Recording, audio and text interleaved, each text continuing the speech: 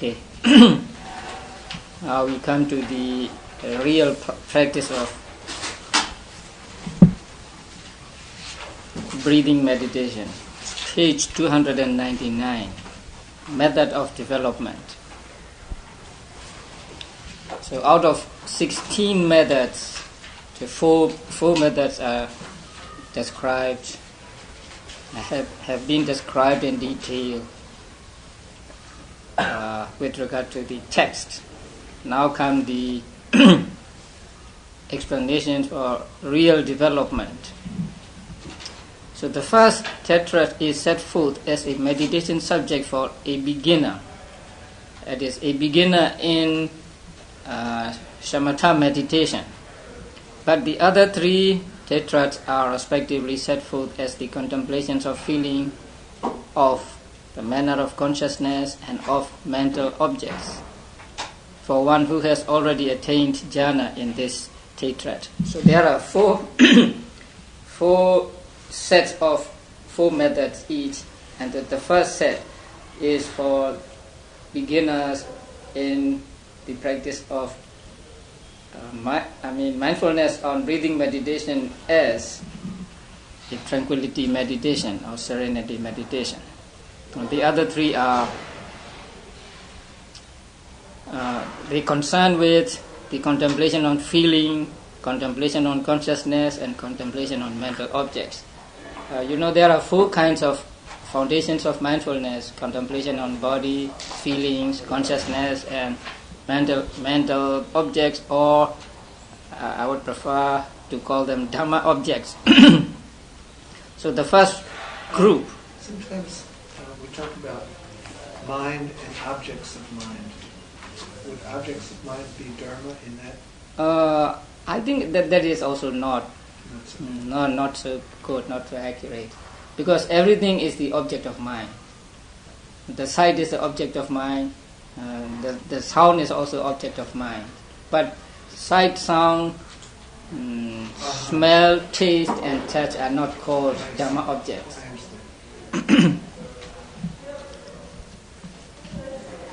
So if a clansman who is beginner wants to develop this meditation subject and through insight based on the 4th jhana produced in breathing to reach arahantship together with the discriminations, that means special achievements like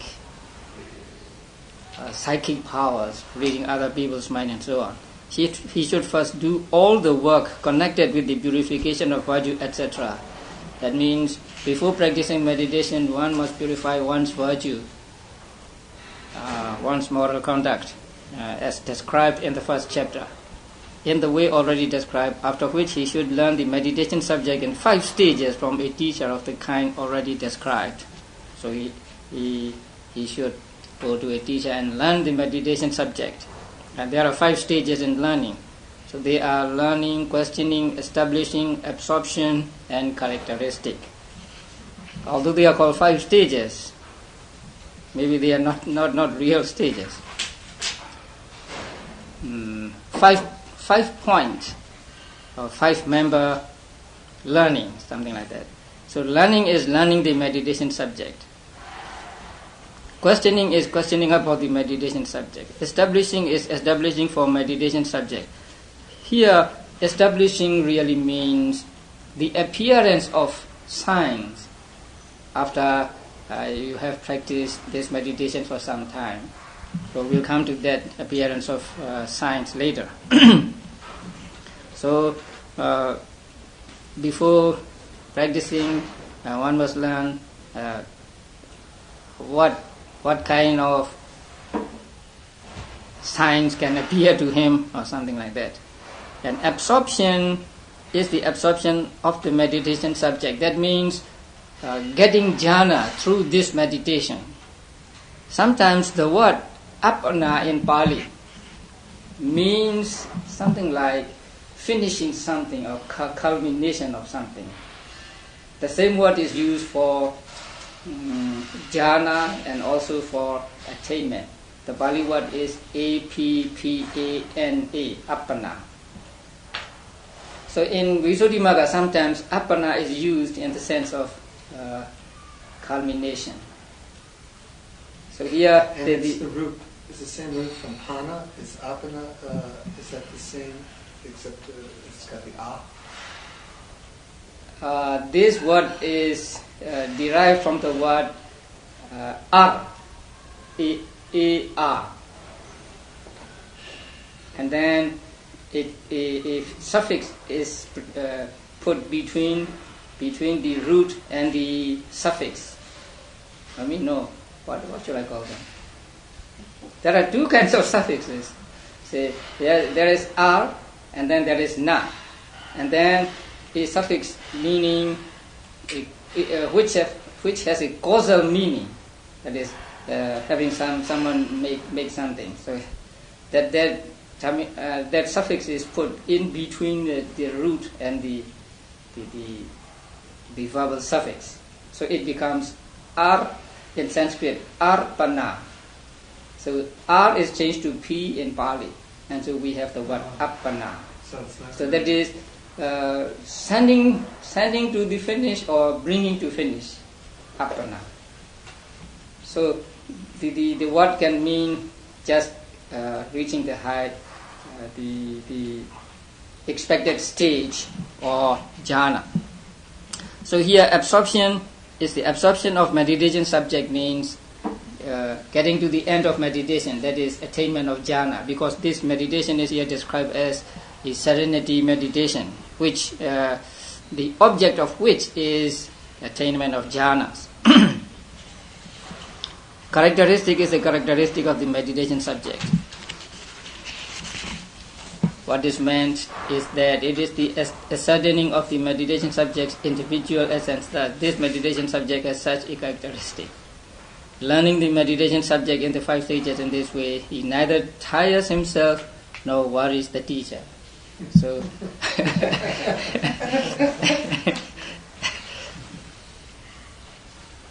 so in giving this meditation subject consisting in mindfulness of breathing attention, he can live either with the teacher or elsewhere in an abode of the kind already described.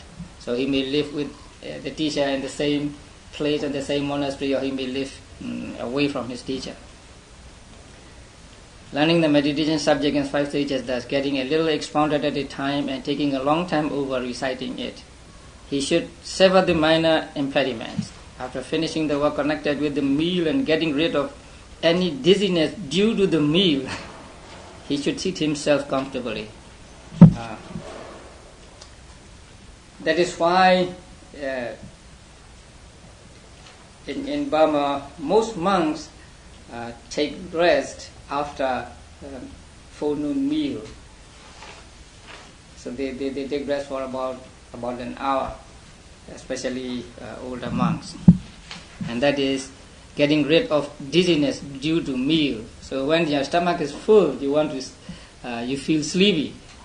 So to get rid of that sleepiness, you rest for a while. So after resting for a while, seat himself comfortably, then making sure he is not confused about even a single word of what he has learned from the teacher. He should cheer his mind by recollecting the special qualities of the 3 jewels. That is just preparing to go to the real practice of mindfulness of breathing. And then there are 7 stages described here in the practice of breathing meditation. And in the at the first glance, we might expect that these stages are to be practiced one after the other. But it is not so, and we will find out later. So there may be a little confusion here. The first is what? Counting. So when we practice breathing meditation, the first thing we do is to count. And when you do counting, he should not stop short of 5 or go beyond 10 or make any break in the series. So the counting should be at least 5 and at most 10. And then there should be no break in the series. By stopping short of 5, his thoughts get excited in the cramped space, like a herd of cattle shut in a cramped pen. It's too little. So you say in one, out one, in two, out two, again in one, out one, in two, out two. By going beyond 10, his thoughts take the number rather than the breadth for their support. That means you are concerned about numbers. So in one, out one, in two, out two, until maybe in 100, out 100. And so numbers became the object of meditation rather than the breadth. By making a break in the series, he wonders if the meditation subject has reached completion or not. Now, by making a break in the series, the sub-commentary explained that is counting 1, 3, 5, 7, and so on. It may be like in one, out one, and then you do not count the second pair, and the third one, in 3, out 3, and then you let go of the next pair, and then in 5, out 5, and so on. And that is making a break in the series. So if you make a break in the series, you will wonder if the meditation subject has reached on completion or not. You have already come to the end of your counting. One teacher of old in Burma explained it in another way, and that is you count for some time and then keep up counting for some time and then picking it up again and then giving it up again and so on. That is what is meant by break in the series.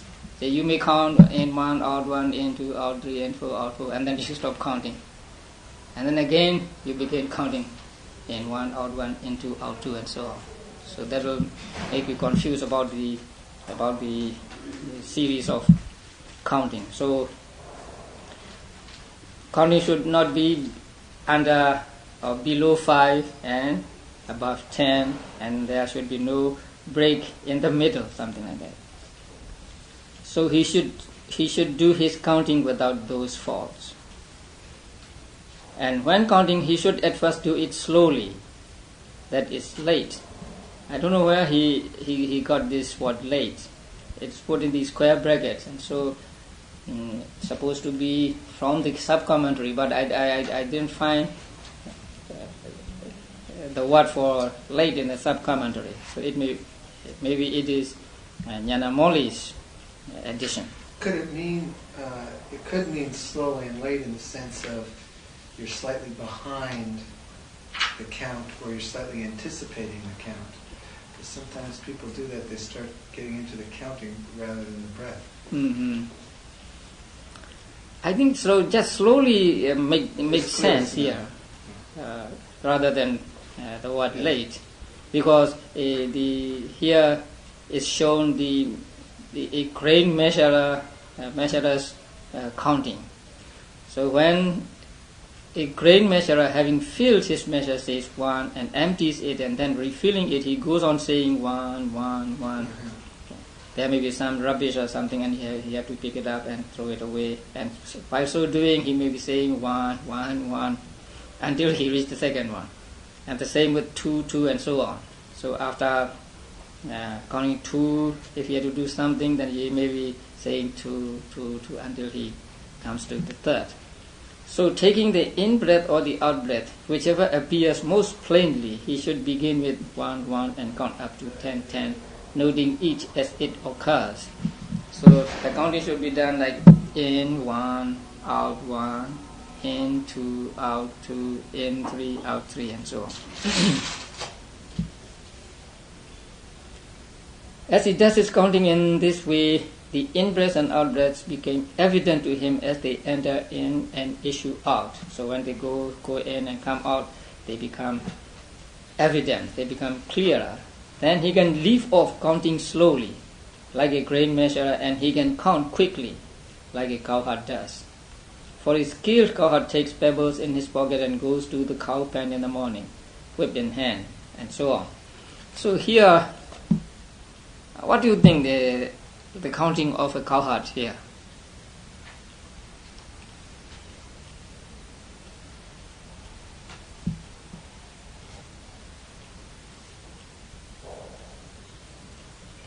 I think it is. When you pay attention to the breath, in the beginning, the breath seems to be only one. You say in, out, in, out. It seems to be only one breath. But when you have practiced for some time, one breath may appear to you as a series of short breaths, because actually one breath is a combination of different small breaths. So you may notice that there are many breaths in what is formerly known as one breath. And so you may count at one in breath, you may count 1, 2, 3, 4, 5 or something like that. I think that is what is meant here. Otherwise, the simile of a cowherd counting cows that go out of the pen at the gate in groups, say two at a time, 3 at a time, and he may say 3, 4. But breathing do not go or come in or go out in the exactly the same way as the cows do. So what is meant here is, I think, during one breath, formerly it was one breath, but now it appears to you as many breaths. So you may count 1, 2, 3, 4, 5. And going out also 1, 2, 3, 4,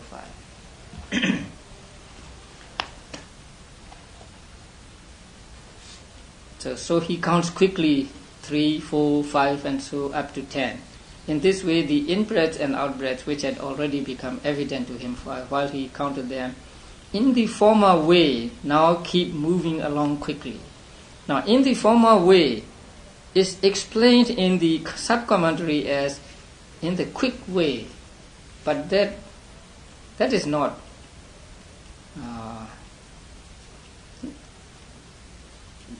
correct, I think.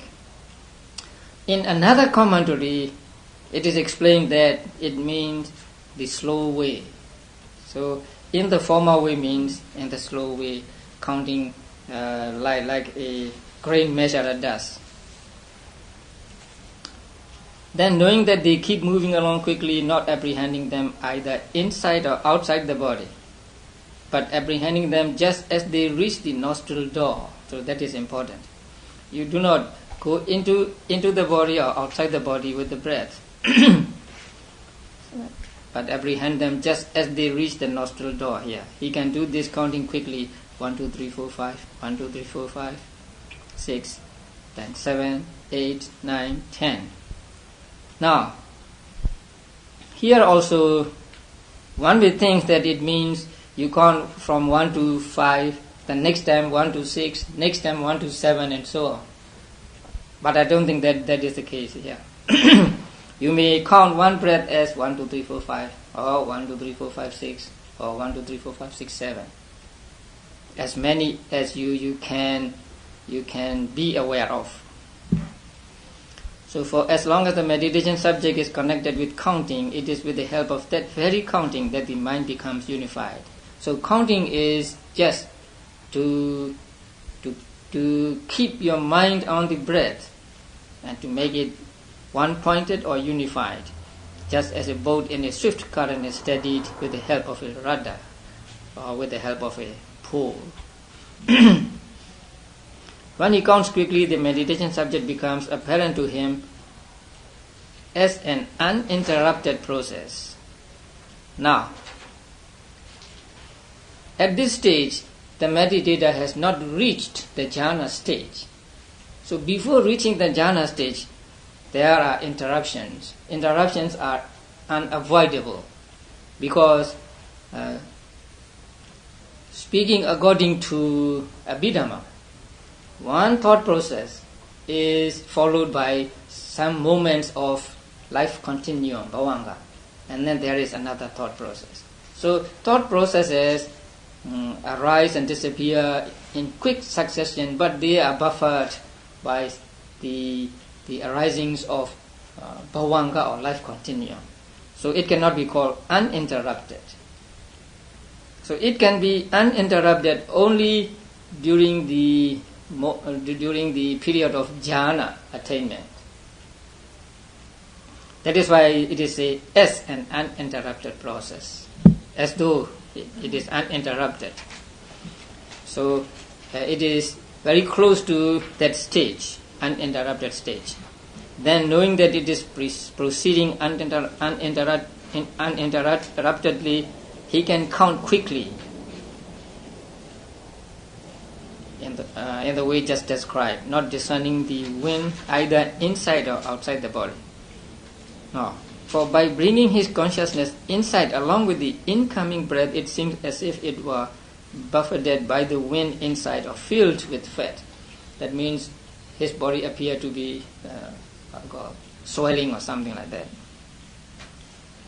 By taking his consciousness outside along with the outgoing breath, it gets distracted by the multiplicity of objects outside. That is why we have to keep the mind at the entrance of the nostrils and not let it go into the body or outside the body. However, his development is successful when he fixes his mindfulness on the place touched by the breath. That means at the tip of the nose or on the upper lip. That is why it was said above, he can count quickly in the way just described, not discerning the wind either inside or outside. Now, strictly speaking, in-breath and out-breath are said to be caused by mind. In-breath and out-breath are air or air element, and they are caused by they mean the air. Let's say air element is caused by karma, caused by citta or mind, caused by climate or heat and cold, and caused by food. Now, the breath is said to be caused by mind, so mind generated. And mind generated material properties can be found or can exist only in the inside the body and not outside. So here's the breath. Now when you exhale, you may feel that the air goes out of the nose outside the body. So as soon as it reaches outside the body, it becomes generated by climate and not generated by mind.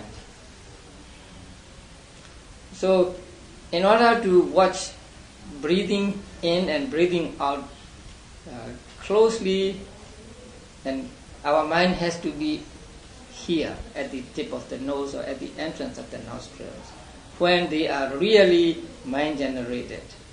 After the out breath leaves the tip of the nose, then it becomes generated by climate or temperature. So that is why the attention has to be at the tip of the nose. But how long is he to go on counting? Say a monk is practicing counting in one, out one, in two, out two, and so on. Until, without counting, mindfulness remains settled on the in-breath and out-breath as its object. So, until he can concentrate on breathing only without counting. For counting is simply a device for settling mindfulness on the in-breath and out-breath as object by cutting off the external dissipation of applied thoughts. That is Vitakka. Initial application. We call it initial application. With initial application or applied thought has a tendency to take minds out. So, in order to cut the distractions by applied thought, one has to keep the mind on the breath, on the object. So this is the first stage. So the first stage, you do counting. And you do this counting until you can concentrate fully on the breath without counting. It may take days, weeks, or maybe months. Or longer.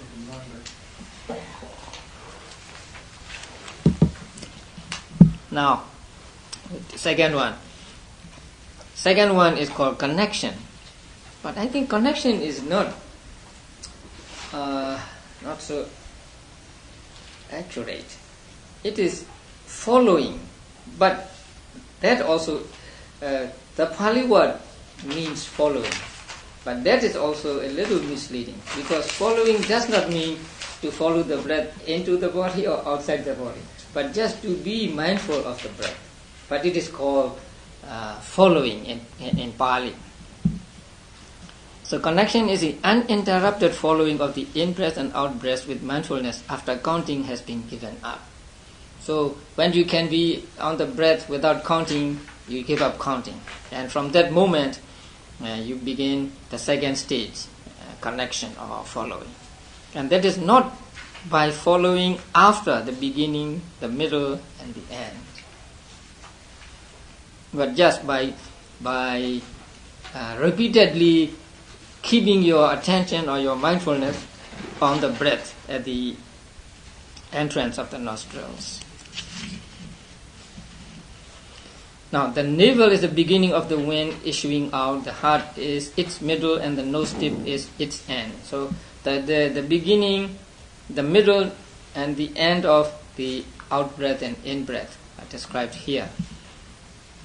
So for the out-breath, navel is the beginning, the heart or the breast is the middle, and the tip of the nose is the end. The nose tip is the beginning of the wind entering in. The heart is its middle and the navel is its end. And if he follows after that, his mind is distracted by disquiet and perturbation according as it is said. So this is the quotation from Visuddhimagga. And this quotation is important because it, with the help of this quotation, we decide which is meant by asasa in Pali and passasa. Last week we found that the Pali word asasa and passasa are interpreted differently by different commentators. So here is the quotation from a book by the Venerable Sariputta. So it is as authoritative as the words of the Buddha. So here we find that when he goes in with mindfulness after the beginning, middle, and end of the in-breath, his mind being distracted internally. So this word internally shows that the word used here means in-breath and not out-breath. So it is correctly translated here. There is no problem here. But if you read the Pali, then you may be doubtful whether the word asasa means the in-breath or the out-breath. But when you read this passage, you come to the conclusion that it must mean, and the asasa must mean in-breath, because it says, when it's, let us say, after the beginning, middle, and end of the, let us say, A, his mind being distracted internally. So when you see the word internally, the A must mean in-breath, and it cannot mean out-breath. So this is the quotation. Now 3 and 4, actually not with 3 and 4, but here comes the overlapping or combination of 2 or 3 stages at the same moment. So when he gives his attention to it by connection, he should do so not by the beginning, middle, and end. That means not by following after the beginning, middle, and end, but rather by touching and fixing. There is no attention to be given to it by touching separate from fixing, as there is by counting separate from connection. So when we do counting and connection,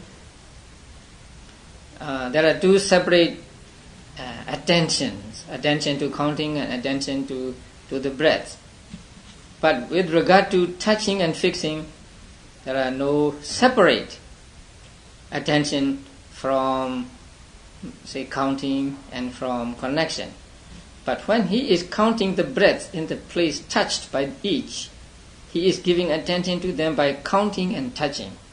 So when you are counting, you are doing two stages at the same time, counting and touching. Touching here means keeping your mind at the place where the breath touches, where you feel the breath.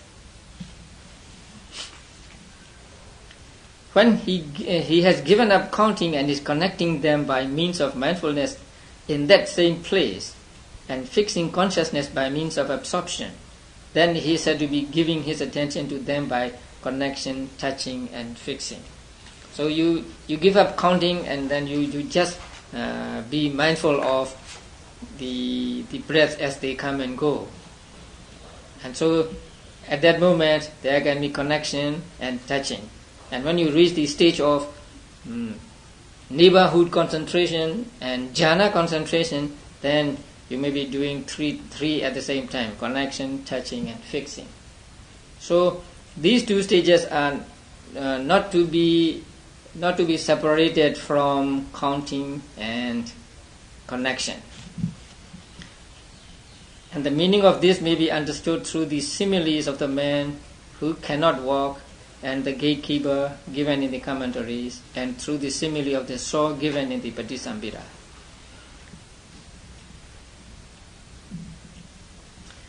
And the simile of the man who cannot walk, he is, what do you call that?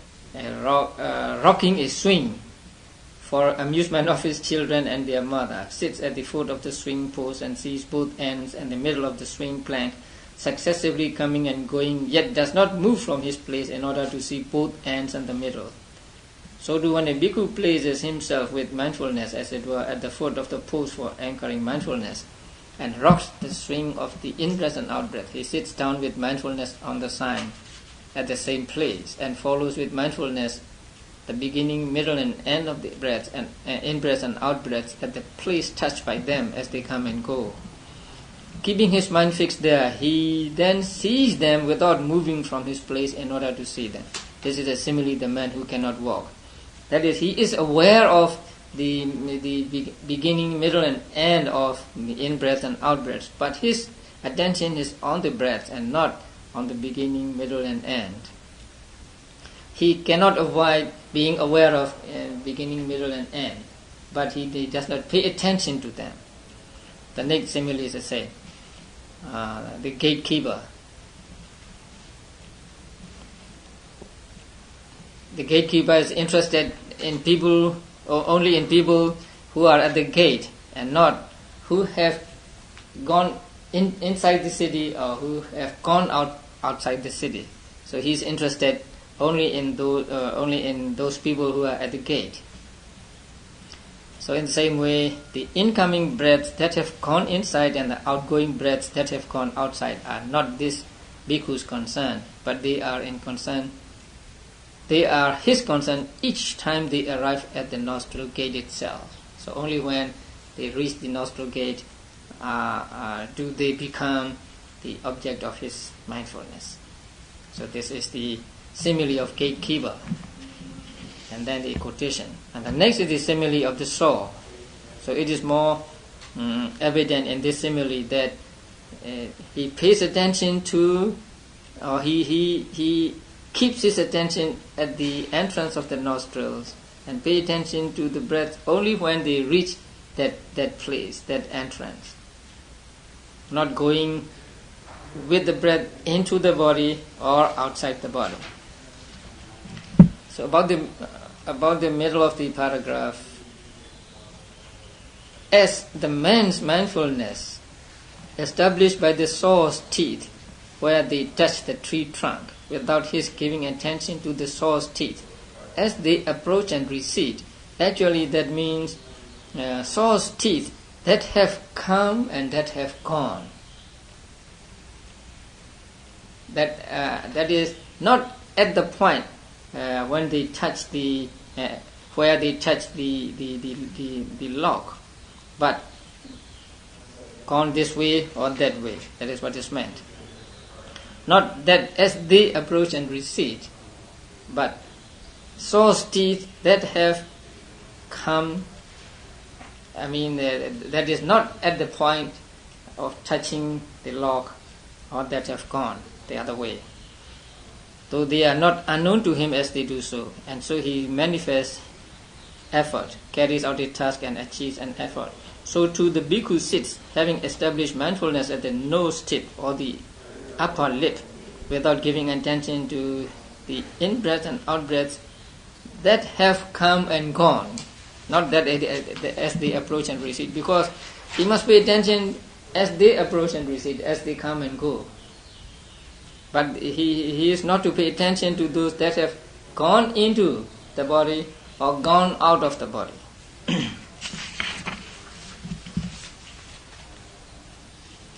Though they are not unknown to him as they do so. That is, though he is not unaware of them as they do so, and he manifests effort, carries out a task and achieves an effort. And then the explanation of effort and so on. They are used in a different sense here. Effort really is what? The body and the mind of one who is energetic become wieldy. This is the effort. So the body and mind become wieldy is said to be effort here. What is the task? Imperfections come to be abandoned in one who is energetic, and his applied thoughts are stilled. That is the task. What is the effect? That's the result. Fetters come to be abandoned in one who is energetic, and his inherent tendencies come to be done away with. This is the effect. So these three things are not the object of a single consciousness, and they are nevertheless not unknown, and the mind does not become distracted, and he manifests effort, carries out a task, and achieves an effect. So this is a simile of the soul. That is why when we practice mindfulness meditation, we use this method also in vipassana meditation. So even when you practice vipassana meditation, you try to keep the mind at the entrance of the nostrils and try to see or try to be mindful of the in-breath and breaths going in and coming out. Now, after someone has given his attention to counting, then just as when a body that is disturbed sits down on a bed or chair and so on. So after at the beginning, the body is not yet settled and not yet cooled down, and so you move a lot, and that is squeaking of the bed or chair and so on. But when your mind gets stilled, then your body also gets stilled, and your breaths become subtle, and then both the body and the mind become light. The physical body is as though it were ready to leap up into the air.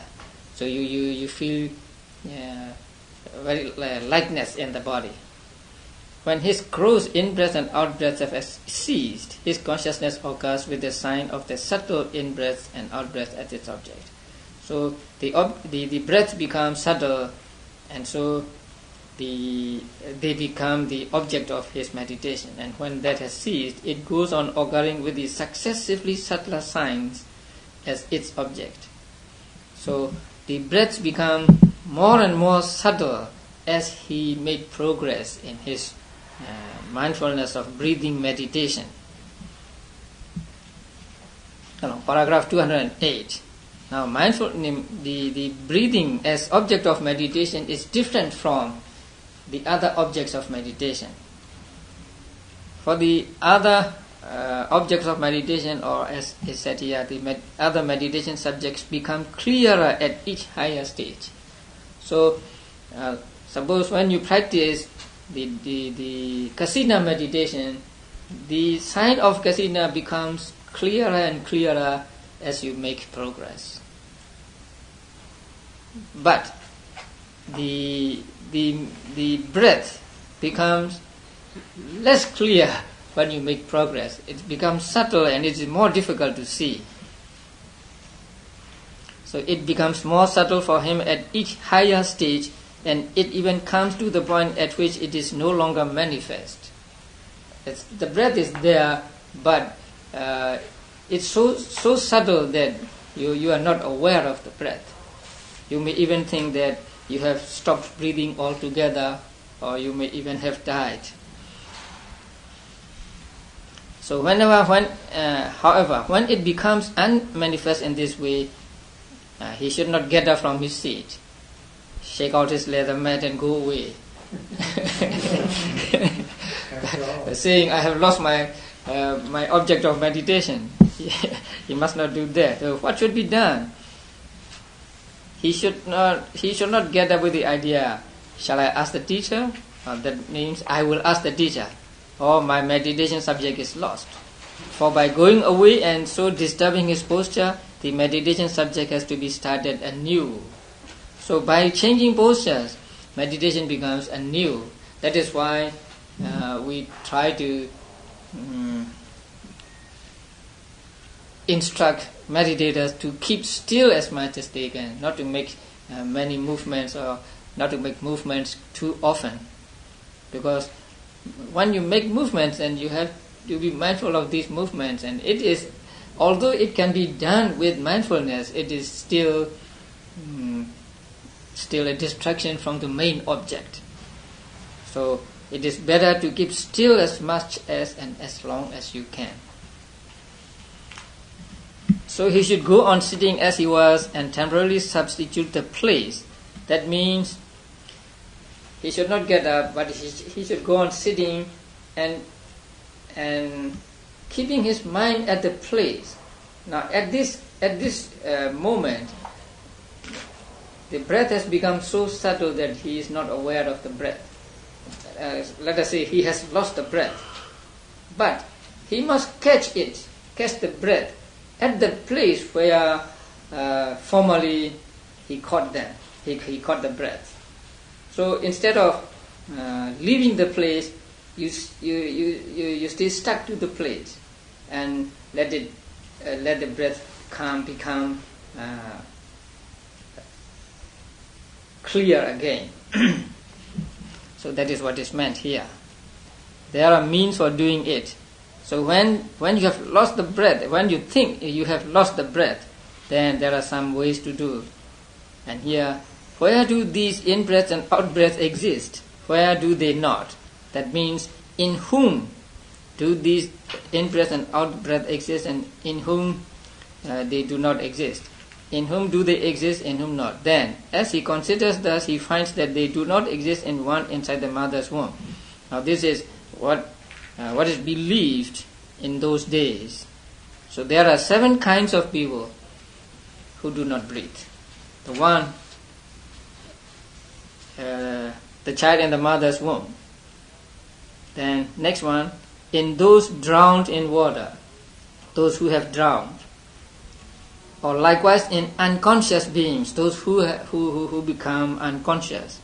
Or it can mean those who are reborn as mindless beings. So it can mean both. It is explained in both ways in the sub-commentary. And then in the dead men don't breathe. Or in those attained to the 4th jhana. So when a person has attained to 4th jhana, there is no breathing.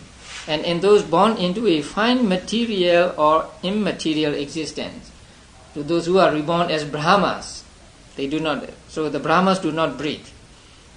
Or in those attained to cessation of perception and feeling, that there is a attainment called attainment of cessation. That means cessation of mind.